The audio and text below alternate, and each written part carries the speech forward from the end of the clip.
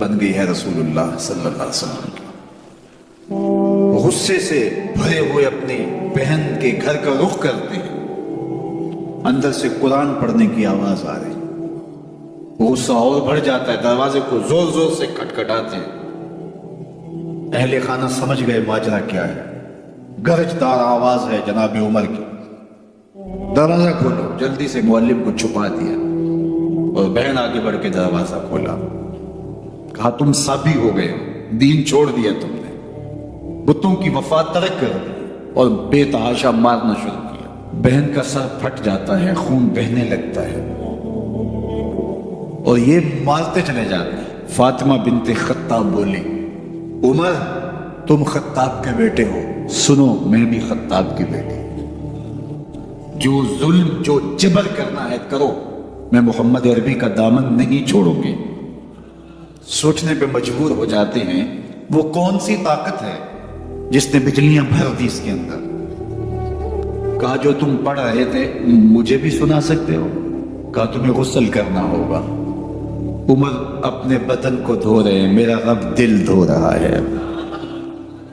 اتنے میں معلم بھی قرآن لے کر آ جاتے ہیں اور قرآن کی تلاوت ہونے لگتی ہے۔ طٰہٰ ما انزلنا علیک القرآن لتشقیٰ، 14ویں رات کے محبوب چاند، ہم نے قرآن اس لیے نازل تو نہیں کیا تھا کہ تم مشقت میں پڑ جاؤ۔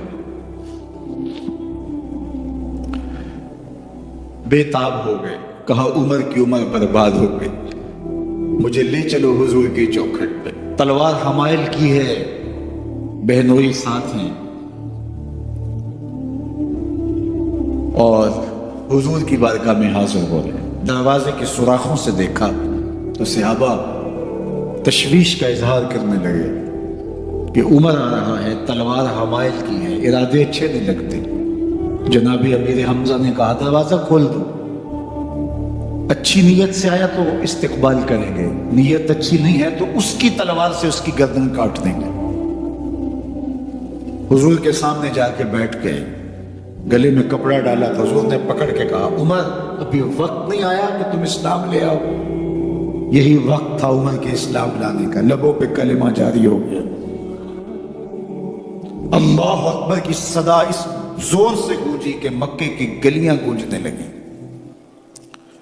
اسلام لانے کے بعد حضور سے پوچھتے ہیں حضور کیا ہم حق پر نہیں ہیں؟ فرمایا ہم حق پر۔ اللہ کا دین سچا نہیں ہے؟ کہا اللہ کا دین سچا ہے۔ آپ اللہ کے سچے نبی نہیں ہیں؟ فرمایا میں اللہ کا سچا نبی ہوں۔ تو کہا پھر ہم چھپ کے عبادت کیوں کریں؟ اب مسلمانوں کی دو صفیں بنتی ہیں، ایک صف کی قیادت امیر حمزہ کرتے ہیں، دوسری صف کے آگے آگے عمر بن خطاب چلتے ہیں اور حضور درمیان میں ہیں، اور یہ ملکوتی قافلہ صحن حرم میں آ کے اعلانیہ عبادت کرتا ہے۔ حضرت عبداللہ ابن مسعود رضی اللہ تعالیٰ عنہ فرماتے ہیں عمر کا اسلام لانا اسلام کے لیے عزت کا سبب بنا، اسلام کے وقار کی علامت بن گیا۔ ایک ایک کے دروازے پہ جا کے دروازہ کھٹکھٹا کے کہتے ہیں، وہ تو اور خبر سننے کے لیے بے چین تھے کہ یہ بانی اسلام کی زندگی کا چراغ بجھانے گیا تھا، کوئی خبر لایا ہوگا۔ وہ کہتے ہیں آؤ عمر کدھر آئے ہو؟ کہا تمہیں بتانے آیا ہوں، کمزوروں سے پنجہ آزمائی کرتے رہے ہو، آؤ میرے سے بات کرو، میں محمد عربی کا نوکر بن گیا۔ اللہ اکبر۔ میرے حضور نے فرمایا جب اچھے لوگوں کا ذکر کرو تو میرے عمر کا ذکر بھی کیا کرو۔ میرے عمر کی زبان پر حق بولتا ہے، سچ بولتا ہے۔ ان الشیطان یفر من ظل عمر، عمر کے سائے کو دیکھ کے شیطان بھاگتا ہے۔ اللہ اکبر۔ اسلام لائے تو زندگی کی ایک ایک سانس اسلام کے لیے وقف کر دی، حضور کا پہرا دیا، حضور کی ناموس کا پہرا دیا، حضور کی شریعت کا پہرا دیا۔ اسلامی فتوحات پھیلی تو پھیلتی ہی چلی گئیں، کبھی مصر فتح ہو رہا ہے، کبھی ایران فتح ہو رہا ہے، آرمینیا تک مسلمانوں کی افواج پہنچتی ہیں۔ 22 لاکھ مربع میل پر حضرت عمر رضی اللہ تعالیٰ عنہ کی سلطنت پھیل جاتی ہے۔ عدل و انصاف کا دورہ ہوتا ہے۔ زمانے نے دیکھا کہ غیر مسلم بھی عدالت میں کھڑا ہے تو اسے خوف نہیں ہوتا تھا کہ میرے سے ناانصافی ہوگی، اس لیے کہ حکومت عمر کی چل رہی ہے، وہ بھی مطمئن ہوتا تھا کہ میرے ساتھ انصاف ہو. عبداللہ بن عمر اور عبیداللہ بن عمر بصرہ سے گزر رہے تھے ایک جنگ سے واپسی پر. تو حاکم بصرہ نے آپ کو کچھ پیسے دیے کہ یہ مال غنیمت میں جا کے جمع کروا دینا،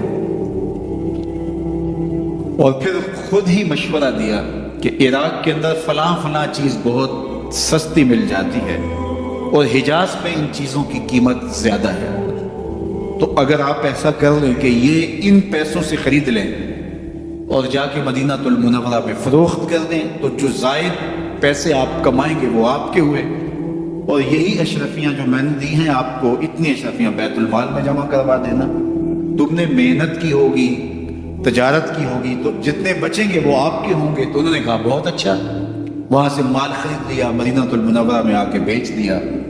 جتنی اشرفیاں انہوں نے وہاں سے دی تھی بیت المال کے لیے، اتنی بیت المال میں جمع کروا دی. حضرت عمر رضی اللہ تعالیٰ عنہ کو پتہ چلا، بیٹوں کو بلایا، کہا کہ سنا ہے تم نے کوئی کمائی کی ہے؟ کہا جی ہم نے تو تجارت کی اور جو مال لیا تھا اتنا مال بیت المال میں جمع کروایا ہے. کہا تم بیت المال کے پیسوں پر کمائی کی ہے، وہ پیسے بھی تمہیں بیت المال میں جمع کروانے پڑیں گے. یہ عمر ہے رضی اللہ تعالیٰ. رومی شہنشاہ کی بیوی سلام بھیجتی ہے حضرت عمر رضی اللہ تعالیٰ عنہ کی اہلیہ کو، تو وہ 1 دینار ادھار لے کر کے اس کا عطر خریدتی ہیں اور شیشیوں میں ڈال کر کے ان کو بھیجتی ہیں کہ چلو ایک رواداری کا اچھا ثبوت فراہم کیا جائے. تو وہ واپسی پر انہی شیشیوں کے اندر قیمتی موتی بھر کے بیچتی ہیں، جواہرات بھر کے بیچتی ہیں. حضرت عمر رضی اللہ تعالیٰ عنہ فرماتے ہیں لاؤ یہ سارے جواہرات، سب کو فروخت کر دے، 1 دینار اس کو دے